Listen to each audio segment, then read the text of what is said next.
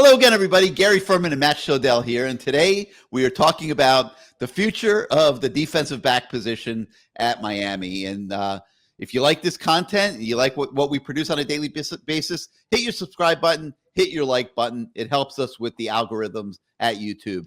All right, Matt, so much to talk about today at all different levels. The defensive back position at Miami has more activity, positive, negative, and sideways, maybe than just about any on the team because of the sheer numbers of players that are involved in the conversation. So let's compartmentalize it. Let's talk about what we have seen on the field this year from the current players, and then we will talk about what we are seeing looking like it's going to be coming in here very shortly in recruiting, which is absolutely astounding. Like, just a sensational job by the coaches in recruiting at the defensive back position. Let's start with the corners, Matt. And it's been a really crazy season at the cornerback position. Tyreek Stevenson's been a little banged up from time to time. DJ Ivey had that real tough moment against Middle Tennessee. He's actually probably, when you peel back the onion and get away from that, probably been the best DJ Ivey we've seen in his Miami career in terms of overall performance, and at least in my opinion. You'll tell me in a minute if you agree with that. If you want to look for a disappointment, I would say Corey Couch is having another very average to below average year at corner. And I would say it's a disappointment that none of the young freshmen have developed to the point where at this stage of the season going into November, they are not more capable of making some contributions as well. And so, Matt, let's start with your opinions on the starters, Ivey, Stevenson to Corey Couch. So first of all, the freshmen, I think you said it was disappointing. The freshmen haven't made an impact. Okay, the freshmen come in, they're not always ready to play. As a matter of fact, they're very rarely ready to play. It's not the same level as an offensive lineman, defensive lineman not ready. And that's how amazing it is that Inez Cooper's making an impact right away, by the way. It's very difficult in those positions to do that because you're physically not ready. But for cornerback, it's just as hard almost because it's a technical thing. It's a technique. You do need the physical strength to be able to jam at the line and do some of the things they want in run defense. But on top of that, you have to have the hips, the technique to be able to cover more experienced receivers. In some cases, they're going against guys that would be 4 to 6 years older with the COVID year than they are. That's very difficult to do. So no disappointment for me there. I wasn't expecting them to do anything. If they were able to contribute, great, but I would have expected it to be in, garbage time, as they call it, which Miami hasn't had much garbage time. So with that said, I think Tyreek has had some issues a couple of games, but I think they were honestly, and he won't say it, but I think they were due. He's been banged up a lot. He's played through a lot of pain. I think there were some issues there physically that he was having. When he's healthy, when he's mentally there, he's as good as you want. He really is. So Tyreek, I think, is really, really good. Disappointed in Darryl Porter. Just, other than when Tyreek was out injured, he just hasn't been in the rotation. He was supposed to be the clear starter opposite from Tyreek. That was why they brought him in. DJ Ivey beat him out, and DJ Ivey didn't even get benched after some really bad games early in the year. Credit to DJ. Put that behind him. He's playing much better now. Still not convinced that he's going to shut down, like Florida State receivers consistently, but we'll find out on Saturday. But those three, I think are good enough. They're good enough. And the issue at cornerback is overall amount of depth and talent, and it's not there at cornerback. And you can see Miami addressing it really, really aggressively in recruiting. Wouldn't shock me. Although I'm not a fan, as people know, I'm not a fan of the transfer portal and building a program, but it wouldn't shock me because of what we said about freshman corners not being ready to play right away. Wouldn't shock me if they go into the portal again, even though they had a miss as of now with Porter, try to find somebody, with the way you can, it's free agency, let's face it. I have to stop saying transfer portal, free agency. If they can get a top free agent cornerback to come from a program and start at Miami, that would be huge, especially if Tyreek comes back, because now you're humming. All right. Not surprisingly, there are some things that I don't agree with you on. Everything I said is true and a fact. Now you're 0-2. Matt 2, Gary 0. Just for saying that. No, because here's where I'm going to tell you wrong. I think true freshman defensive backs can make contributions. I think 3-0.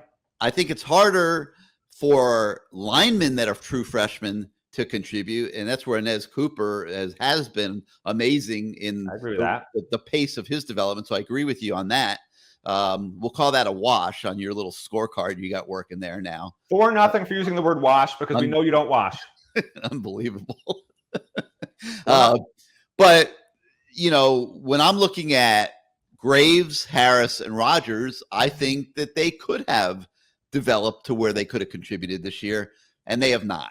Okay. How? So, I mean, one's coming off an ACL. The other two they tried. Well, one of them they tried, and he just okay. Rogers, I agree. He's coming off injury, but the other two, I mean, and even I'll throw in Malik Curtis here too. Now, listen, he should be contributing more than what he is. So really, I would say he's probably the most disappointing because he's further along. Who'd you say? Malik Curtis. Okay. Well, I don't disagree there, but I will say Chris Graves to me is a surprise, because coming in, the perception was, and what I kept hearing was, out of the cornerbacks they signed, he was the one most ready to contribute. Yep. And he's just like disappeared. So totally I don't know if it's an injury thing with him or what's going on with him. That was super weird that he hasn't even had a chance. And Jaden Harris, they put in against Middle Tennessee, and he immediately gave up a touchdown. So he wasn't ready either. So if you know, listen, we trying to keep it real. We're not like looking to sugarcoat here. If we're keeping it real, I would say that is a disappointment that the young kids have not developed. Again, you can't say disappointment because the expectation is they weren't going to be ready to contribute. Well, my expectation is they just haven't risen above the expectation, Gary. It's not a disappointment. You can't say these guys disappointed you. Okay, is Cormani McClain going to come into this program next year with an expectation of being able to play as a true freshman? His expectation or reality? Both. I think his expectation, of course, to play right away. I think fans' expectations, a 5-star comes in, play right away. But you saw, like, for instance, when Leonard Taylor came in as a 5-star, he was not ready to play right away. He's a lineman. Correct. That's true. I'm talking about a skill position athlete. But again, cornerback isn't like receiver. It's not like running back. Cornerback is different. It's not even like safety. I understand safety is the last resort. But the skills you need at safety as a freshman, you can achieve those. Like you saw with James Williams and Cam Kinchens, you can achieve those as a first-year player. Cornerback, for a coach to trust a true freshman cornerback on an island against a fifth-year senior receiver or whoever the other team is going to match up on you, when you know they're going to target you, essentially what you have to do on defense, if you're going to do that, okay, for the first few games of the year, you're going to leave safety help over the top every single time. And most defensive coordinators do not want to have to do that. That's why you don't trust a true freshman naturally. And that's why I don't, in reality, if you have nobody else, okay. But in reality, I don't think Cormani McClain's going to start next year. Will he play here and there? Yes, early in the year. And as he gains the trust of coaches, he'll play more and more. You guys all know I'm a fan of playing the most talented player. He probably will be the most talented physical cornerback on the team. But he's at a position that requires, a lot. It's not like he was at, look, where he is a top program. But guys coming out of IMG, for instance, you might say, well, maybe they got taught at a college level because that's what they market themselves as, Not that he wasn't taught correctly and really well, but there's just different things you need to learn at Miami versus high school, period, even coming from IMG. It's just a big jump, Gary. To say he's going to come in and be a day one starter, I think would be overstating things by a lot. Did you hear me say that? Well, you implied it. I implied he's going to contribute as a freshman. Oh, yeah, he'll play here and there. Sure. Day one starter remains to be seen. I mean, made it sound but you're making an interesting point, and I think it's worthy of conversation. If you're looking ahead to next year, okay, there is the question: does Tyreek come back? I think he needs to come back. So I hope he does come back. He's coming back for that Kane Sport money, baby. Yeah. Blog money, NIL money. My guess is that's not going to tilt the scale, but to Corey Couch, I imagine will be back. Do I think Cormani McClain will be ready to beat him out? Yes, I do. Darryl Porter has been a disappointment, like you mentioned. I think Cormani McClain will beat him out. Dunston, Graves, Harris, Rogers. Let me tell you something. Starting as a true freshman, Cormani McClain, not out of the question at all, Matt. Yeah. When you look at where you think Cormani McClain's going to come in and be a nickel, I guess that's actually. I mean, 6'2". He's a little long-legged to be a nickel, but I could see it. He's got quick enough twitch. He's not heavy enough to really hold the point of attack against the run on the outside. So yeah, maybe Maybe he could be in the nickel. There's not a lot of talent at that position, and we don't know yet what's going to come in the transfer portal. I mean, look, eventually he's going to be he's going to be a boundary corner. So I don't know that they're going to want to bring him in and try to just teach him nickel instead of just put him where he's going to be anyway. I wouldn't do that won't personally. Be a nickel, I don't think. But well, then he's not going to take over for Corey Couch. Corey can't be a boundary corner. Corey's like what? No, 5'9" on a good day. As a starting corner, when you have to replace DJ Ivey, and Porter has already shown this year that he couldn't unseat DJ Ivey. Oh yeah, you mentioned him playing instead of Corey Couch. Okay, yeah, I mean, I mean, not out of the question. And Porter and Corey Dunston. Couch is the nickel, well, the star, but he's really the nickel. I understand, but I'm talking about what you're saying. It's not like they couldn't move to Corey outside if they wanted to. He's just not. This is 2 years in a row now. He's just not playing real well. 6-0 for you not explaining things very clearly. Well, I'll apologize for that. I want to be clear. 7-0. Never apologize. But it's not. I don't think it's out of the question that a true freshman can come in and play next year. I don't think there's a lot at the cornerback position coming, of any significance coming back. And I'm not trying to offend anybody. I'm not trying to be overly harsh. We just haven't seen it from at least 5 of those guys that are on the roster right now. We have not seen it yet. Now, maybe it all comes together in spring practice. That would be great, but we have not seen it to this point. Let me ask you a question, okay? Yes, sir. I understand you feel like the corners haven't been real good, and we'll talk about the safeties next, but I have a feeling you're going to say they had some issues too, compared to the expectations, okay? Just like you blindsided me recently with the NIL information.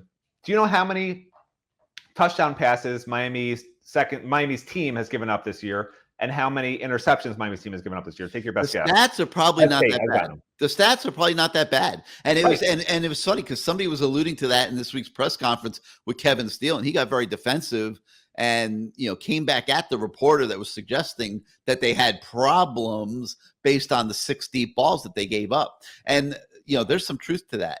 But I will say 2 things, Matt. We're not seeing plays made. We're not seeing interceptions. And the level of competition that they've been going against in terms of a passing game has not been real great. Right. Well, that's a whole different animal. But look, here's what I'm going to do eventually when I have time, maybe next week. But so anyway, the numbers, just so people have them, Miami's given up 10 touchdowns. Miami has 7 interceptions in the 8 games. But here's what I want to do when I have time, because it'll take a little bit of time. What do we consider an explosive play? I think Miami considers it 25 yards plus, right? What would you consider it? 25 plus, 30 plus? What would you consider an explosive passing play? I'd say 20. Oh, 20? Me personally, yeah. Well, okay. Well, here's what I want to do. Probably I might break it down by 20, 30, and 40. Miami's giving up 229.5 passing yards per game. Okay. I want to look at those 6, whatever it was, super explosive plays, right?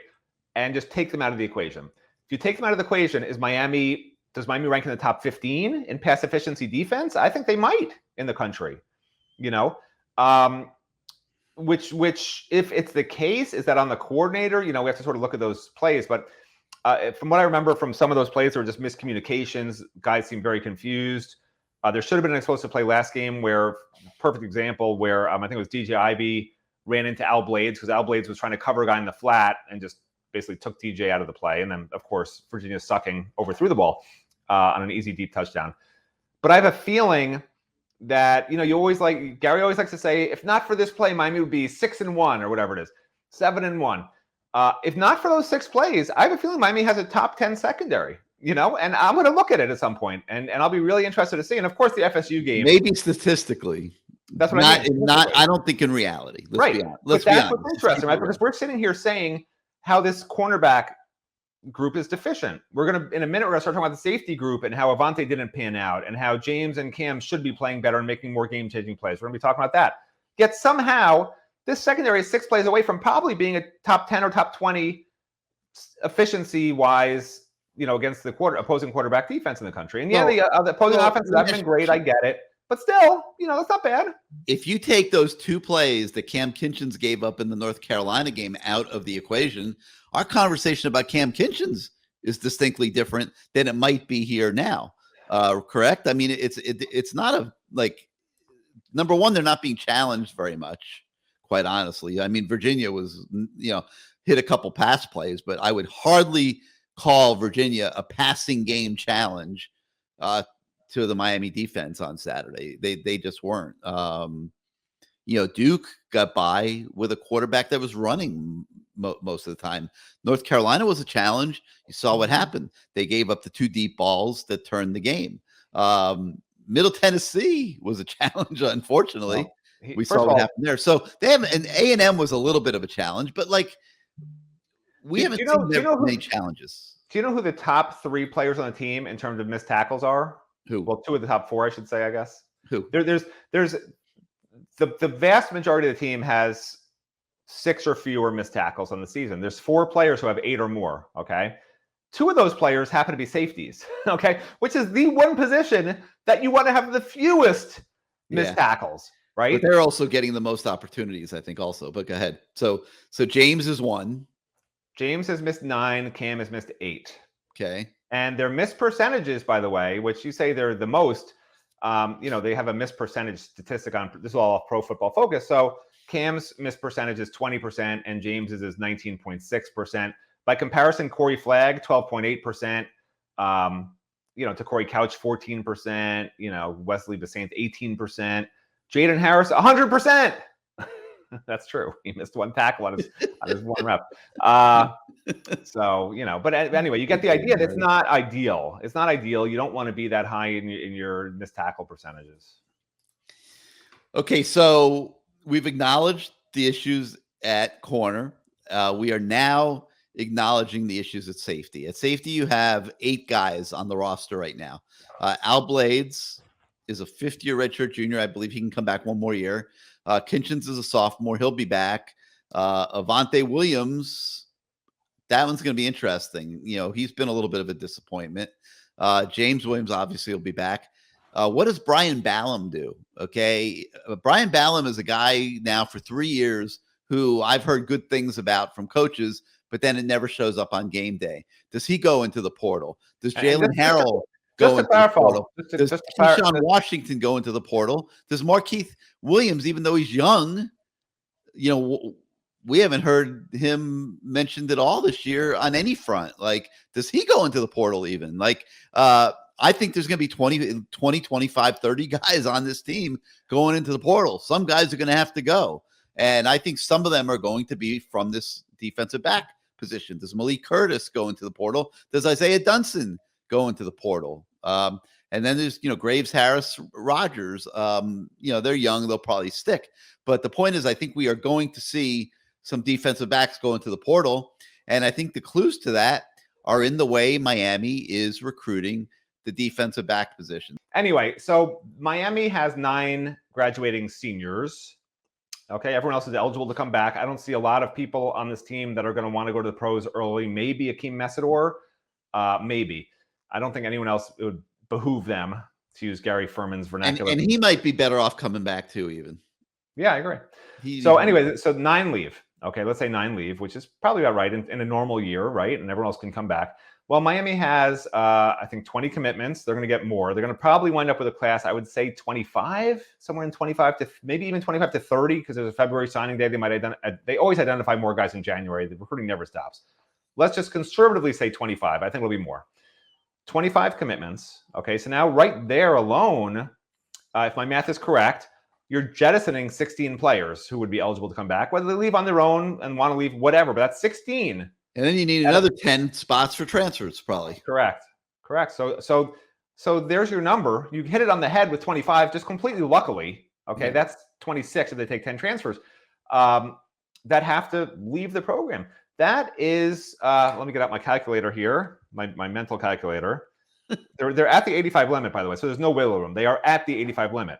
So they are going to jettison 31% of their roster that would be eligible to return. That's my guess, which is a remarkable number. I don't think any Miami program in the history of Miami has done that before. But you know what? It's needed. It's needed because these guys obviously aren't good enough. If Miami had 1 loss this year and was playing really well, we'd be sitting here having a totally different conversation because it would be the young guys probably playing well. And we'd be saying, how do you jettison a redshirt freshman or redshirt sophomores at this point without really knowing when the team's playing so well?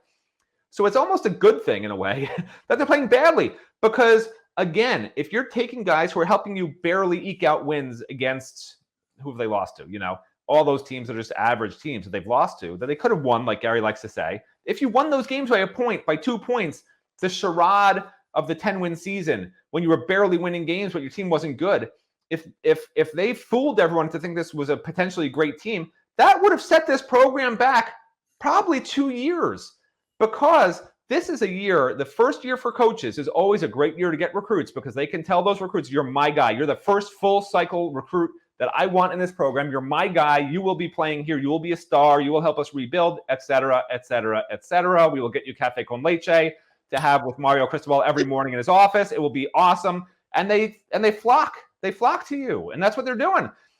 If they didn't have that, if they only had 9 players leaving and they saw potential in 80% of the team, they're going to have to tell some of these recruits, no room for you. They're going to say, no, younger free agents. I don't like the transfer portal. No free agents.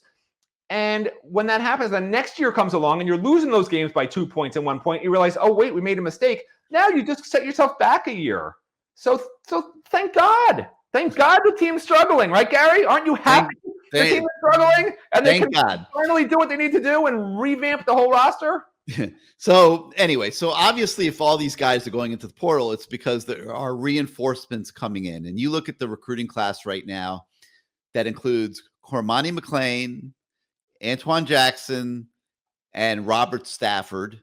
And I made a recruiting prediction machine prediction in the last couple of days that Damari Brown will also be coming in the class.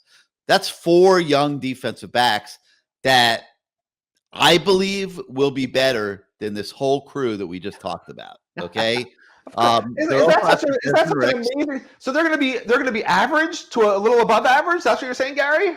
That's amazing. What a great haul. Might have to deal with it for another year. Desmond Ricks is another one that they're trying very hard on. He's going to be tough, in my opinion. There's a lot of big time schools coming after him, and so I don't know how that one's going to shake out. There's also an LSU commit, Dalen Austin, that Miami's been after. We'll see what happens there.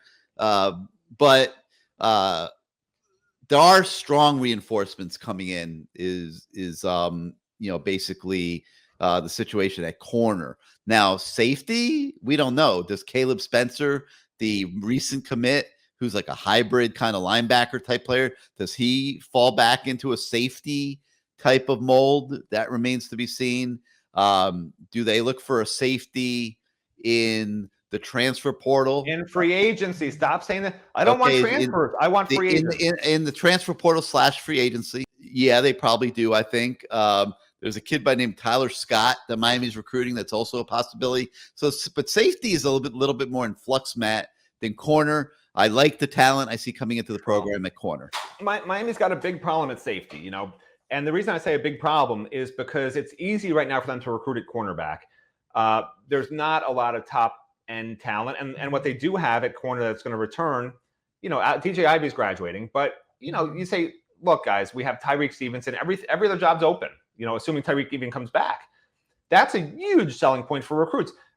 The modern day of recruiting is I want to play right away. I want to be a star. I want to be in the NFL after 3 years. That's just the way it is.